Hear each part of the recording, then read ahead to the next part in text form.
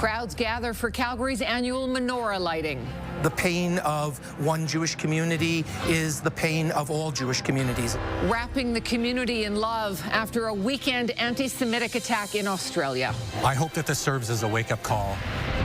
Plus, City Council begins the process of repealing blanket rezoning. Calgary is a city of communities. Listen to the people in those neighborhoods. A win for some, but what will replace it? And a new food bank location opens in downtown Calgary. I think this adds normalcy to the food insecurity experience for people. Set up like a grocery store and more convenient for clients. CTV Calgary, local breaking news with Tara Nelson. Hello and thank you for joining us. The annual community kickstart to Hanukkah in Calgary is underway, but there is a somber atmosphere surrounding the event at City Hall tonight. This is a live look at the City Hall atrium, a program of live music. Greetings from community dignitaries and leaders, and food started at around 5:30. There are also crafts, raffles, and entertainment for children. Amidst the celebration, though, the deadly terrorist attack on a Hanukkah event in Australia on the weekend remains on many people's minds. In just a few moments, Mayor Jeremy Farkas will help light the second candle of Hanukkah on a menorah on this, the second of 8 nights of Hanukkah.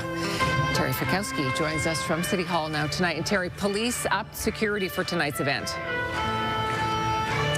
They did, Tara. As you can see, a very large crowd here for a very large celebration, but also a very large and noticeable police presence and other security guards, both inside but as well as outside, where police cruisers are lined up on the street with their lights on. So this really highlights just the security measures that are being taken in light of the devastating attack in Australia.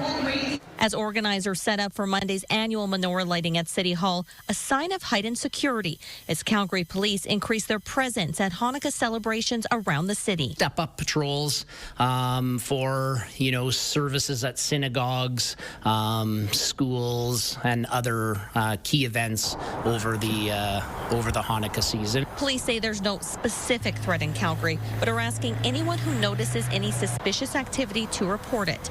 It comes in the aftermath of the mass shooting at Sydney's Bondi Beach as a large crowd gathered to mark the start of Hanukkah. So yesterday was devastating.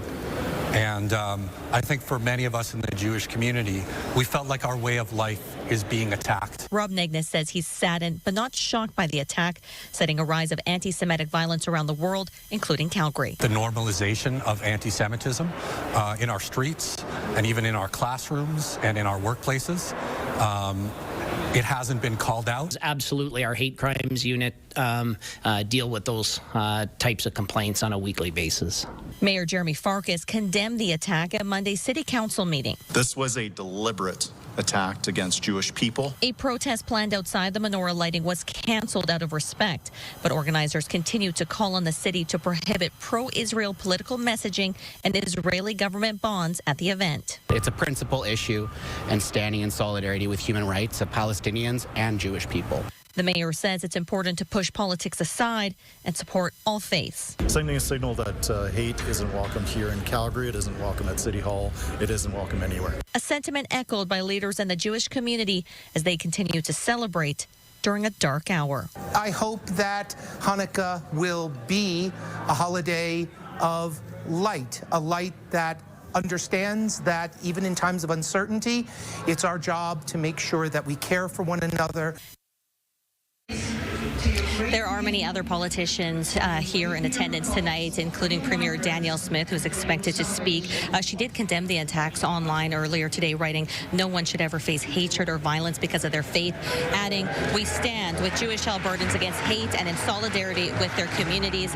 Also noticeably, we've seen opposition leader Naheed Nenshi, we've seen Conservative MP Michelle Rampol-Gardner, as well as many past and current city councillors. I am told that just right away here, the official lighting is going to begin. So I'll send it back to you in studio, Tara. Okay, Terry Fikowski at City Hall. Terry, thank you.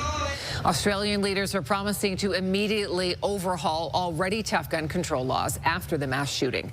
At least 15 people died in the attack on Sydney's Bondi Beach. 40 people were taken to hospital. hospital, including 2 police officers. The violence erupted at the end of a summer day when thousands had flocked to the world-famous beach for the Hanukkah by the Sea event. Coming up on CTV News at 6, we'll hear from 2 Canadians who witnessed the violence. A domestic murder in the community of Deer Run has shaken the neighborhood after a son allegedly stabbed his father last night. Police say charges are pending after they tracked the suspect to the downtown core and arrested him. Tyson Fedor reports. It was shortly after 10 o'clock Sunday night when Jamie Fettig's security camera was triggered by police cruisers flying down her street. There was about 6 police cars that came racing down the block, followed shortly by ambulance and fire trucks. The police had the dogs out and were looking, searching the streets, looking for someone. Investigators responded to the 200 block of Deer Run Place Southeast for a man in his 70s critically injured after being stabbed. He was rushed to hospital and later died. Many neighbors say the street is very close with one another, but there had been issues at the home. A very close-knit community. This block in particular, you know, we're very close with our neighbors, and we always look out for each other. Police say they had not been to the home previously for a domestic-related incident, but neighbors had seen police at the home before. This is an isolated incident of a domestic nature that occurred in the home, and there's no need for anyone else to be feel unsafe in the community. Police say the suspect is the victim's son. He was located by officers nearly 4 hours later in the 100 block of 9th Avenue Southwest. A charge of second-degree murder is pending. He was in his vehicle and was traveling downtown, doing laps, if you will, of the Bow Center. Check on the welfare was called in by a security officer of the Bow Center, and as a result, we responded and quickly put it together. Homicide detectives say the suspect is not well known with police. Neighbors say the victim was very kind and are devastated for the family as this comes around the holiday season. They're very friendly. Like, they have a busy house. They've had siblings, like their siblings live in and out of the house all the time, and they're just trying to help their family. And Tyson joins us now. Tyson, do we know what led up to this murder? Well, Tara, I can tell you detectives are remaining quiet on the details surrounding the man's death, and they say that this is the 15th homicide in Calgary this year. The investigation still in its infancy at this point. Now, as for investigators, they say when they located the suspect downtown, he was cooperative with police. However, he did not provide a statement to police at that time. As for the victim, Tara, an autopsy is scheduled for tomorrow. Okay, Tyson, thank you. You're watching CTV News, Calgary. Blanket rezoning in Calgary is being repealed. City administration will start the process to roll back the controversial policy, but it won't be completely gone until next year. It's a move applauded by some, but others say it leaves a big hole in the city's housing policy. Jordan Canagan reports. Blanket rezoning came after a lengthy public meeting, but starting the process to get rid of it comes after just a short debate. They asked us for a full repeal at the doors, at community centers across the city. They want a full repeal. They don't want something watered down, so I suggest we do a full repeal. Council voting 13-2 in favor of asking administration to start a return to the land use bylaw that existed before last year. Councillors Mike Atkinson and Nathaniel Schmidt voting against. It simply comes down to uncertainty. We don't know what's going to happen. They don't know what's going to happen. And as a city that was leading the country in housing starts, I think that there will be some changes now.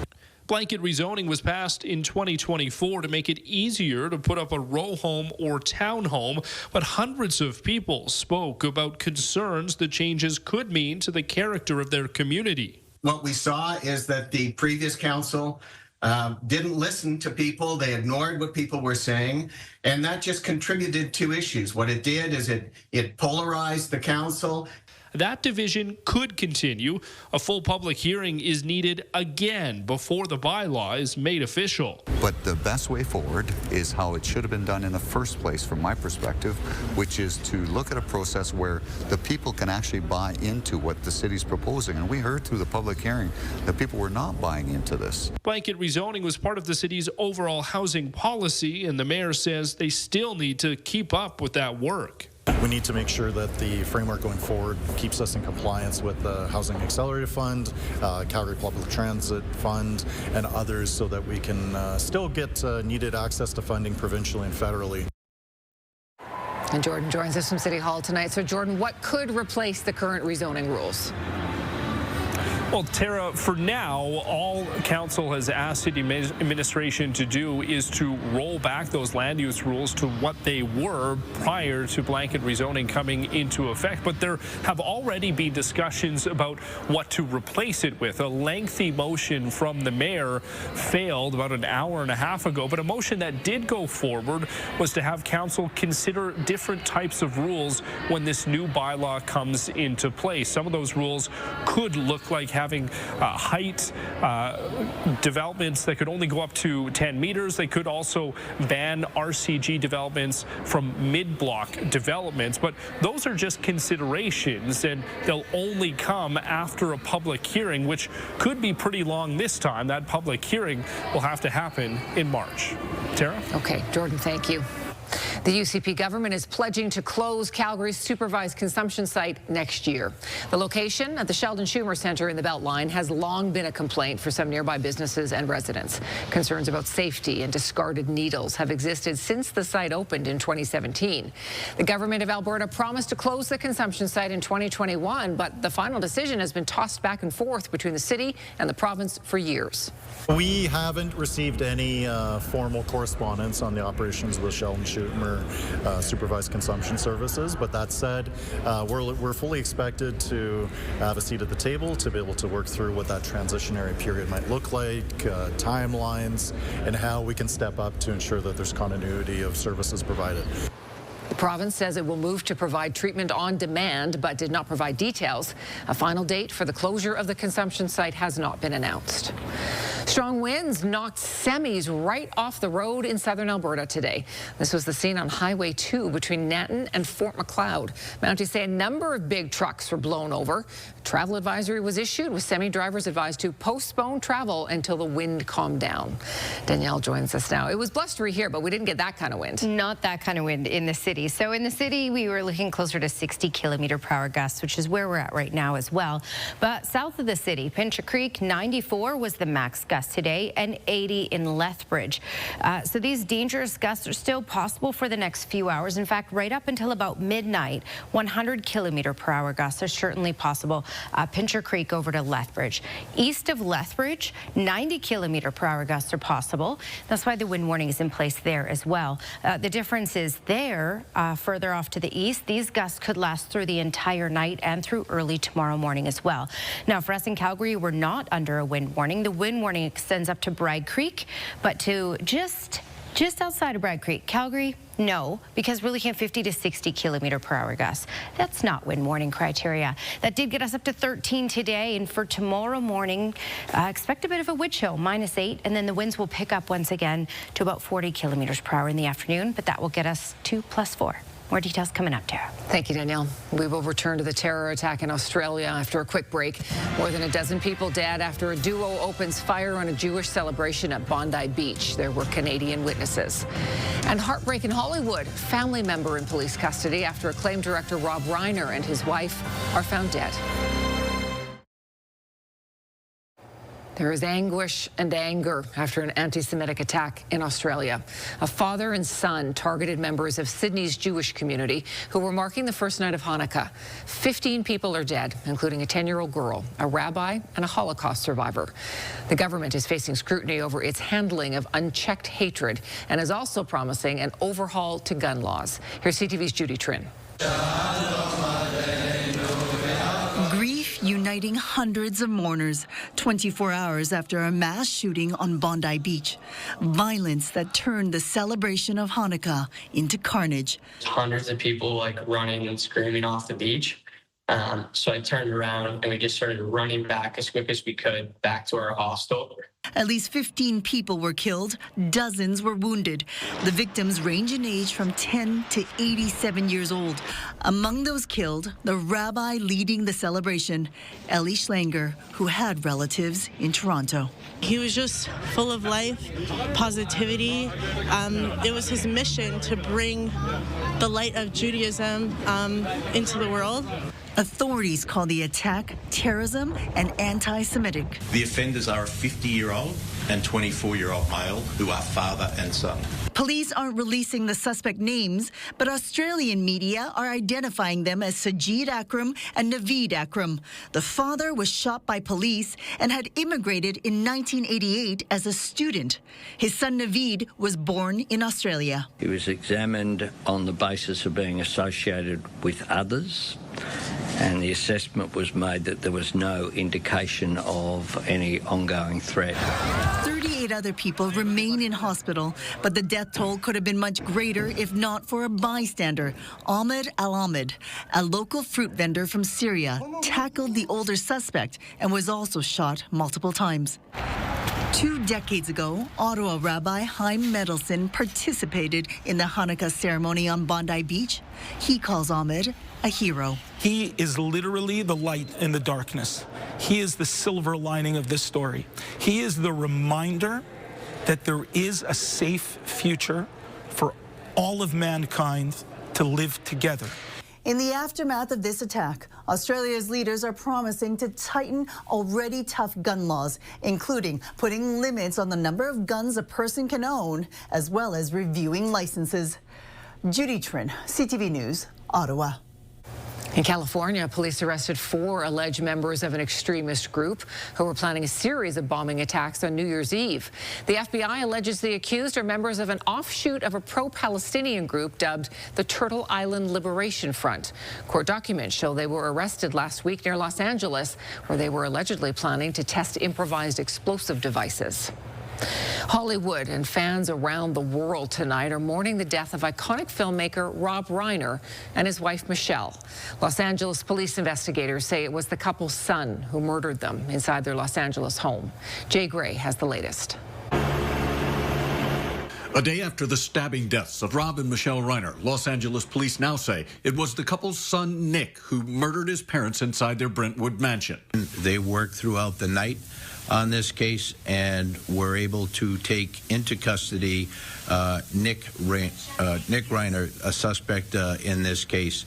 He was subsequently booked for murder and is being held on $4 million bail. The 32-year-old has talked openly about struggles with homelessness and addiction and was a co-writer on the screenplay for Being Charlie, a 2015 movie loosely based on his life and directed by his father. I mean, a long, long time it took me to start to carve out my own identity. World. His world, one of a Hollywood legend, an accomplished comedian, actor, and the director of some of the most iconic films of the 80s and 90s, including When Harry Met Sally, Stand By Me, The Princess Bride, This Is Spinal Tap, and A Few Good Men. Reiner also very active politically and a dogged opponent of President Trump. Unless the public is informed, we don't have a chance to hold this democracy together. President Trump suggesting in a social media post that Reiner's death was due to, quote, his massive, unyielding, and incurable affliction with a mind-crippling disease known as Trump derangement syndrome, going on to praise his administration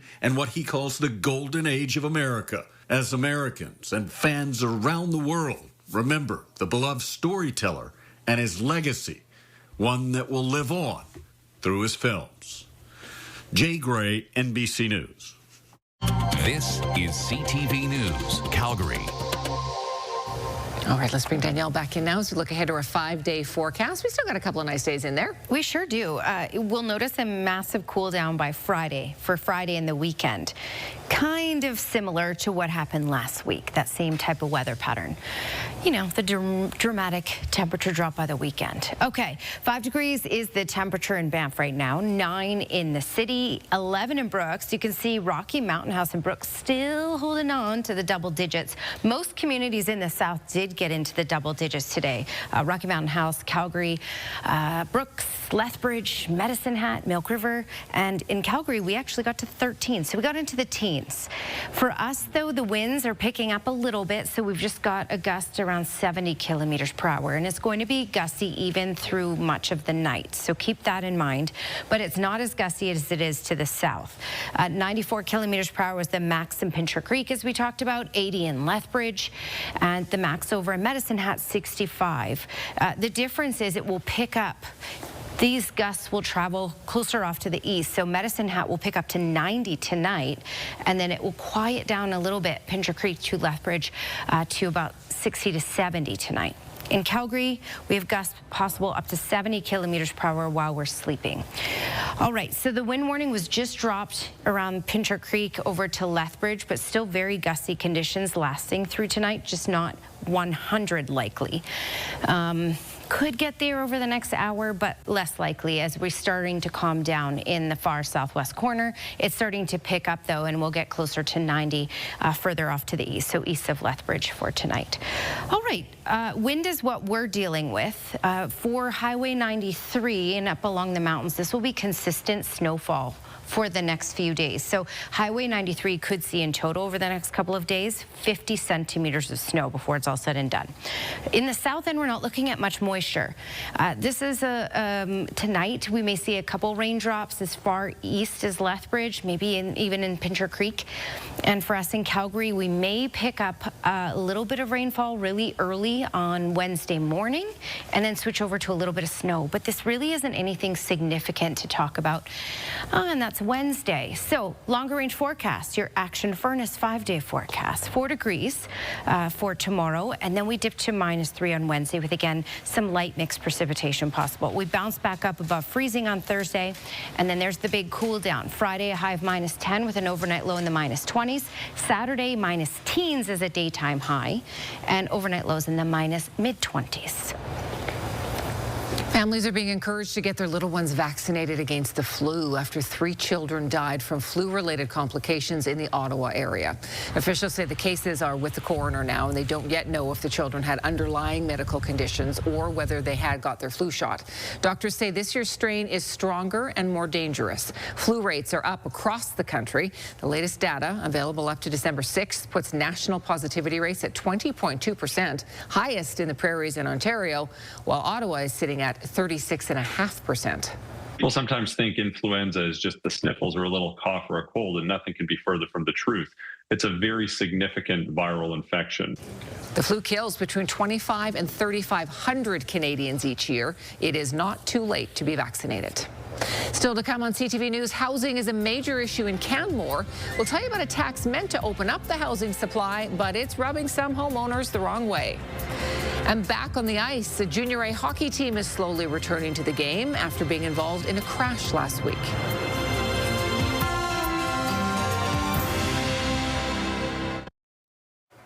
Members of a hockey team from Athabasca step back on the ice days after their bus crashed into a ditch north of Edmonton. 2 players were hurt, but both are now out of hospital. Gates Guarin has more. It was an easygoing practice for the Athabasca Rivermen. Probably going to take it a little slow today, just so anyone that's still feeling a little slower doesn't, tweak anything. Just days ago, the Northern Junior hockey team's bus crashed into a ditch on Highway 2 near Athabasca. Goalie John Thackerberry was one of the players sitting up front. We really started to realize, man, we weren't going to make that turn. So we go down in the ditch. Thankfully, the bus driver didn't, try to, fight it too much, or we probably would have flipped, to be honest. Head coach Dylan Rouse says the team immediately checked on each other after the crash. We quickly realized that the people at the front of the bus were the ones that were for sure going to take the majority of that impact. And that's when a number of the guys jumped up from their seats and went to the front to check on the guys up there. RCMP say the highways were partially covered in snow and ice as the temperature dropped to -37. It's one of those files where we count our blessings and, that no one was injured more and that we were able to respond quick enough that there was no, as you said, either hypothermia or any cold effect as well. It's not necessarily something that you ever expect to happen. Thackerberry and another one of his teammates were taken to hospital for CT scans and x-rays.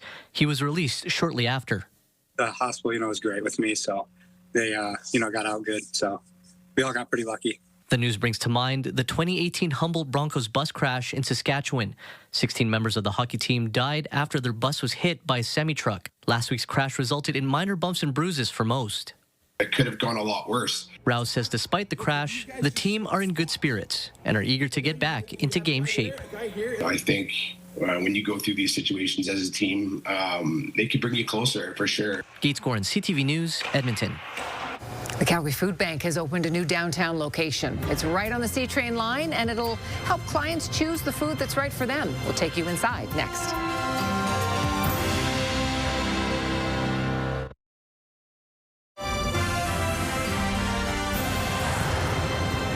The Calgary Food Bank has opened a new downtown branch amid some of the highest grocery inflation rates seen in years. Jacqueline Wilson reports. At a time when more people are demanding its services than ever before, the Calgary Food Bank has officially opened its new location on 6th Street Southwest. So not only are we going to be serving that large cohort of clients that we have in the downtown area and the Beltline area, but we're also more accessible to those who may be coming from further reaching corners of the city on public transit. The facility is unique from the main location because this one operates on a points shopping model and clients can browse like a grocery store. I think this adds normalcy to the food insecurity experience for people, but I also think that part of this experience is helping clients to learn how to make good food choices as well. And we want them to have the autonomy to do that in a way that meets their cultural needs, their dietary needs, and frankly, their preferences. The food bank expects about 200 households to be using the new spot every day by the end of the month.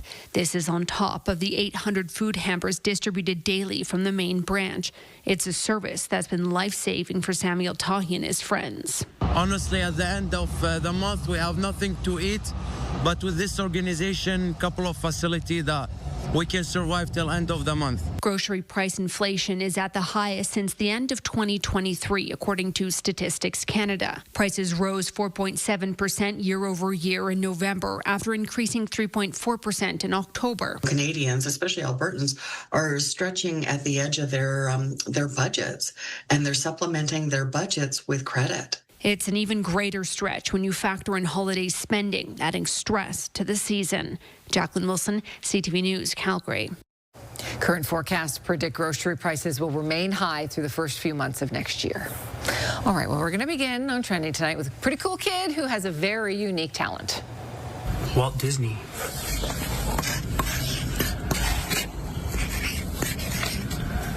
Dude, you were just cooking, bro. Recognize that? Sebastian is hyperlexic. So these are kids who show an early, intense ability to read words and a big interest in letters. Sebastian can replicate fonts perfectly. He's only 9 years old. His nickname is Little Einstein for a reason. His parents started an online page to highlight his abilities where others might see a disability. That's really cool. He's doing the TikTok. Look at that, eh? I didn't even know that was a thing. That's impressive. He's good. Yep. Well, here's a pop song cover that you probably didn't even know you needed. Everybody, rock your body.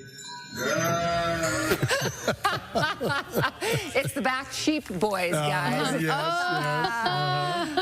They're covering the boy band's hit, Everybody, with their owner. They belt it out like they mean it. And they're writing too. They were kind of more in pitch than he was, I think. Yeah, that's true. They've been practicing. Yeah. Well, a teenage basketball player in Edmonton threw down a very impressive dunk this weekend. Watch this.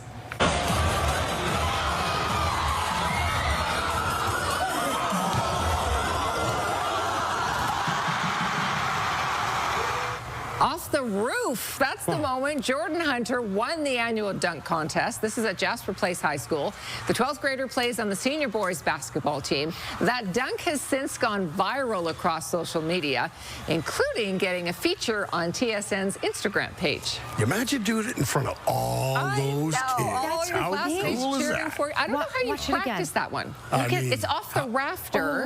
It has to and go then just off the right. backboard. Yeah. I mean, wow. And under pressure, you're right, with all those people.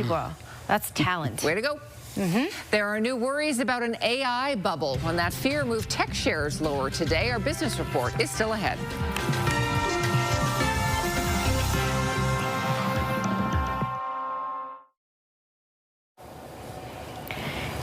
Oh, right. Skywatch weather camera. It's bouncing. It's bouncing because it's gusty. And while it's gusty in Calgary, it's even gustier south of the city. There have been warnings in place, wind warnings, Bragg Creek and down. But you know what? Some of the wind warnings are letting up because we're escaping warning criteria for the wind warnings in many communities, but it doesn't mean it won't be gusty tonight. It will continue to be very gusty tonight. 9 is the current temperature in the city. Today's high, believe it or not, was 13 degrees. It was a toasty day, but yes, a very windy day. Normal is -2 for a high for this time of year. Still hanging on to the double digits in Rocky Mountain House and Brooks, and we're just about there in Calgary, Lethbridge, and Medicine Hat, sitting at 9 right now. This is a look at those maximum wind gusts once again. So over 90 in Pincher Creek, 80 in Lethbridge. While we don't have the warnings in place anymore for Pincher Creek, still 80 km/h gusts possible, and 80, even up to 90 Lethbridge over to Medicine Hat and up the Saskatchewan border for tonight, and then it lets up for tomorrow. Calgary, we're still going to be gusty tonight. We don't have a warning in place, but 70 km/h gusts are possible. We're not looking at any moisture in the city over the next 12 to 24 hours. But again, gusts 70 km/h tonight. It eases in the morning, but in the morning it will be windy enough to get a wind chill of -8. And then in the afternoon, gusts around 40 km/h. So it kicks back in, but that will get us up to 4 degrees. That's your 24-hour forecast, brought to you by Action Furnace. Fix right or it's free. Premier Daniel Smith and Mayor Jeremy Farkas have taken part in the menorah lighting at City Hall. They helped light the candles on this, the second of 8 nights of Hanukkah. Security is heightened at City Hall in the aftermath of the deadly mass shooting at a Hanukkah event in Australia. A second-degree murder charge is pending against a man in his 30s following the death of a man in his 70s in Deer Run. Police say the accused is the victim's son. And Calgary has started the process to repeal blanket rezoning. Council voted 13-2 in favor of asking administration to repeal the blanket rezoning bylaw. Elections Canada has given the go-ahead for a petition on Alberta separation. The province's chief electoral officer approved a notice of intent from the Alberta Prosperity Project. The group had to reapply after the UCP put forward amendments to the Citizen Initiative Act earlier this month. Now the separatist group has until January 11th to apply for a petition which could lead to a referendum on separation. There's already a rival petition by the Forever Canadian group that collected more than 450,000 signatures calling for Alberta to remain in Canada. Second homeowners in Canmore are taking the town to court over its vacancy tax. For many, this would significantly increase the municipal taxes they owe, which they say isn't right. The town wants to use the additional revenue, though, to address its housing crisis. But as Tyler Barrow explains, it's not just second homeowners who are against this.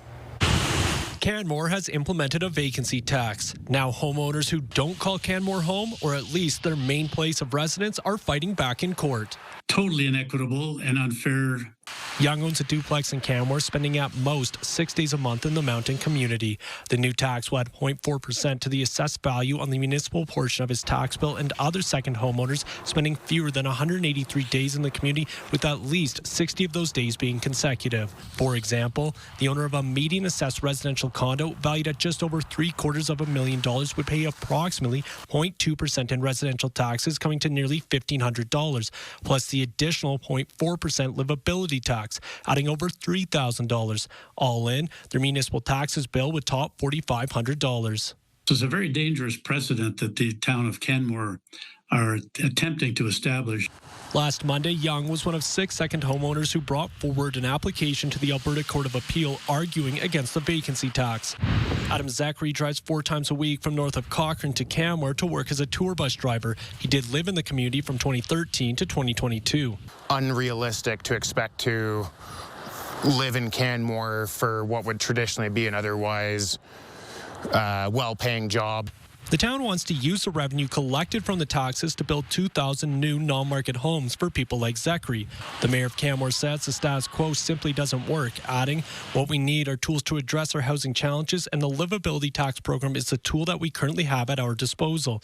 We plan to continue with this program unless a greater authority directs us otherwise." In September, Premier Daniel Smith gave Public Affairs Minister Dan Williams a directive to protect Albertans from specialized municipal taxes. In a statement, he said, Albertans shouldn't be unfairly taxed no matter where you live in the province. The Premier and I have been clear, including in my mandate letter, that we will work with our municipal partners to find practical solutions that ensure Albertans see fair and predictable property taxes. It isn't clear yet what role the province may play as the case makes its way through the Alberta Court of Appeal. Tyler Barrow, CTV News, Canmore. According to the town, 25% of homes are not occupied by a permanent resident. Applicants are expecting to hear back from the Alberta Court of Appeal within the first few months of the new year. Canadian and U.S. stocks slipped today, trading just down from Thursday's record highs. BNN Bloomberg's Andrew Bell has more. Hello there. Stocks moved slightly lower on Wall Street and Bay Street today amid ongoing worries that the investment boom in artificial intelligence has gone too far. However, shares are near the record highs they posted late last week. Chipmaker Broadcom dropped again today, as did Oracle. Investors are awaiting crucial U.S. job figures for October and November. That release is set for tomorrow after a delay caused by the U.S. government shutdown. Gold traded near all-time highs, boosting shares in Barrick Mining to a record. And here are the closing numbers for the markets. The Canadian dollar traded at 72.63 U.S. cents, up a fraction. West Texas Intermediate oil was down again. It traded at $56.61 U.S. a barrel, down 83 cents. Our latest fix on Western Canadian Select oil, $44.43, up 37 cents. And the TSX Composite ended at 31,483.44, down just under 44 points. Those are your business headlines. I'm Andrew Bell of BNN Bloomberg. Unhoused Calgarians are constantly on the move. They can walk dozens of kilometers every day. Many suffer from a number of foot problems, and at this time of year, it's typically frostbite. A group of foot care specialists volunteers a few times a month to care for clients of the mustard seed. Kevin Fleming reports. Leslie Boyer has been a client of the mustard seed for 10 years. Volunteers have stepped in to help her with a particularly troubling foot problem. And I had my toenails taken off when I was 12. So those little bits of toenail will catch on my sheets and bleed, so I have to sleep with socks on. Her ingrown toenails can become extremely painful if the nails are not looked after, and that task falls on Tammy Larson, a foot care specialist for the last 10 years. Because of the shape of her toe, she gets ingrowns on the sides, which can be very painful, and lead to infections. So by taking those out and removing them, there's less pressure and less open areas to get infection. The actual quality of life I have is great because I can't walk. Sometimes I can't wear my winter boots, and being in here, and they're always so helpful. Shannon Adano is the wellness advocate supervisor here and says clients are on their feet constantly. Someone told me that people can walk like 50 kilometers a day, or because if you think about being homeless or being on the street, there's not a lot of free spaces for you to stay at. So people are constantly on the move. Monica Shepard is the founder of Nursing Souls. She and her nurses volunteer here a few times a month, trimming toenails or treating fungus when patients constantly wear wet shoes and socks. Every time we do a treatment, we put brand new socks on because we don't want cross-infection. We throw away the old ones, and even every time they book, I give them new socks because it's very important. Shepard says the nurses will typically pay for good quality merino wool socks themselves, just to make sure their patients' feet are protected. Kevin Fleming, CTV News, Calgary. Monica Shepard set up the relationship with the mustard seed 2 years ago to help train her staff and provide a service to people in need. We have more information about Nursing Souls on our website. The Calgary Hitmen made some changes today. Glenn has the details on who's in and who's out on the Trade Freeze Day.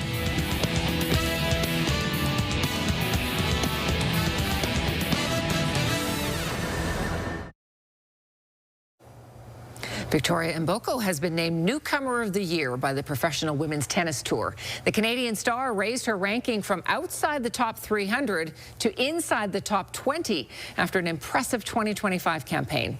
Highlights included winning the WTA 1000 National Bank Open in August and a WTA title in Hong Kong last month. The WHL's holiday trade freeze was today. Glenn is back with us. And Glenn, did the Hitmen do anything today? Tara, they did. The Hitmen ended up making a couple of trades today, and General Manager Gary Davidson believes the trades will help the Hitmen today and in the future. The Calgary Hitmen started the wheeling and dealing on Monday morning. First off, they acquired forward Julian Mays from the Regina Pats for a third-round pick in 2027 and another third-rounder in 2028. In 30 games with the Pats this season, the 18-year-old forward from Edmonton had 14 goals and 17 assists. He's a guy that's got a lot of talent and skill, and we felt we still needed to add some of that. We scored 9 the other night, but there's been a few nights we haven't, so Julian should come in. He's a point-a-game guy this year, and I think he can build upon that as well. In the second deal, the Hitmen sent a veteran forward to the Prince Albert Raiders for 17-year-old forward Ty Menier. Makes a move towards the middle. Menier scores! A second-round pick in 2026 and a fourth-round pick in 2027. We sent Brandon Gorzinski to Prince Albert for Ty Menier, who is a 08 first-round pick. Again, a young man with lots of skill and talent, and again, has been a real producer of offense in the past, and will do that at our level. Trading Gorzinski wasn't easy for Davidson. He was a popular member of the team, but he was committed to going to Arizona State next season. It's very difficult. It's not... we were approached about Brandon here a few weeks ago and basically said, I don't think we want to go there, but as you move forward and the amount of interest in him was widespread throughout the league, we just felt that it makes sense for everybody involved. The WHL trade freeze lifts on December the 27th. The actual trade deadline is January the 8th. Last year, the Hitmen made a splash. This year, Davidson doesn't think he'll be that busy, but he does have one request on his Christmas wish list. I guess there's only one other possibility, and I'm going to bring it up. Ben Kindle's in Pittsburgh. I don't think we'll see him back. I think he's there for the year. He's had an awesome start. And again, that's where he wants to be, and we hope the best for him. But if Santa wants to bring us a gift, that would be the gift, I guess, Glenn. Never know, Santa may come through. Hitmen back in action Wednesday night as they're at home to the Swift Current Broncos. That's what the wish list is for. You have to put it out to the universe, see what happens. Gotta do it and see what goes on. Might as well ask. Yes. Especially at this time of year, right? Yeah, that's right. Well, we have some pretty nice weather coming our way. Yep, it's mild for the next few days. Friday is when we plummet again, so enjoy being able to get out there where all you really ruin is your shoes, and you can not wear the biggest, thickest coat because you need to save that for Friday and Saturday. Okay, 4 degrees for tomorrow. Tomorrow night we may get a little bit of precipitation. We may see a little bit, especially Wednesday afternoon, but it will be light and short-lived. We dip a bit on Wednesday to -3, which is around normal for this time of year, and then back just above the freezing mark for Thursday, and then we plummet by then. So not a huge eventful forecast coming up. All right, weather window brought to you by Lux Windows and Doors, crafting quality windows and doors for your style, budget, and Alberta's climate. And more artwork from Alboya School, and the reason I'm featuring these 4 students, first of all, they're fantastic. Second of all, they forecasted the wind, as you can see. That's pretty impressive. Yeah, they're good. Good job. Very good. Yeah, for sure. Love it. We need a big bulletin board to stick those up on. Yes, we do. Thanks for your company tonight. Have a great evening. We'll see you again tomorrow.